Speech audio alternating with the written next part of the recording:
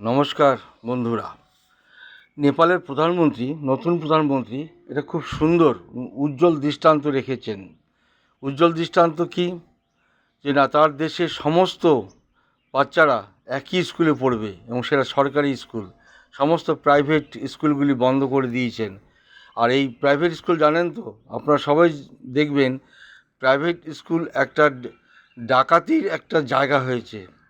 এত ফিজ নেয় এবং বই বিক্রি থেকে জামা কাপড় বিক্রি থেকে সমস্ত রকম বিক্রি ডবল ডবল দামে ওরা নেয়।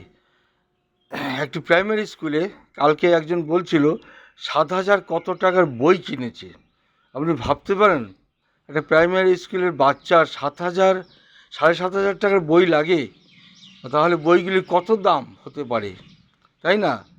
তাই এই প্রাইভেট স্কুলগুলি বন্ধ করে দিয়ে সরকারি স্কুল চালু করার জন্য নেপালের প্রধানমন্ত্রীকে অশেষ ধন্যবাদ। নমস্কার।